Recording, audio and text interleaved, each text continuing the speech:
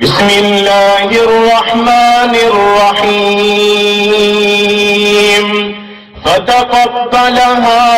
ربها بقبول حسن وأنبتها نباتا حسنا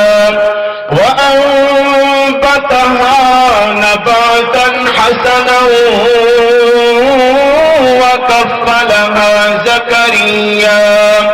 كلما دخل عليها زكريا المحراب وجد عندها رزقا قال يا مريم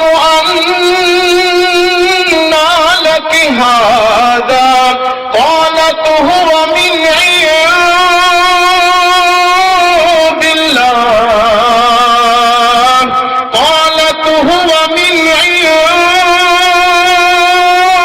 الله إن الله يرزق من يشاء بغير حساب إن الله يرزق من يشاء بغير حساب هنالك دعا زكريا ربه قال رب هب لي من لدنك ذرية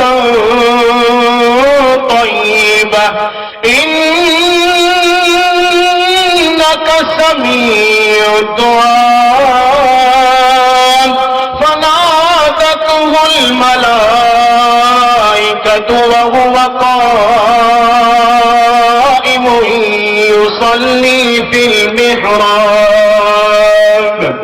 أن الله يبشرك بيحيى مصدقا بكلمة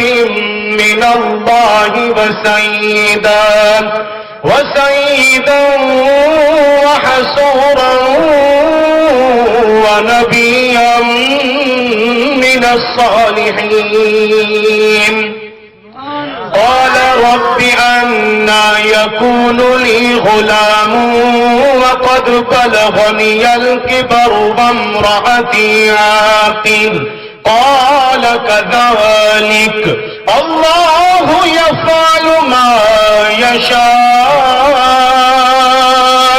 قال رب اجعل لي آية قال آيتك ألا تكلم الناس 3 أيام إلا رمزا واذكر ربك كثيرا وسبح بالعشي والإبكار صدق الله العظيم.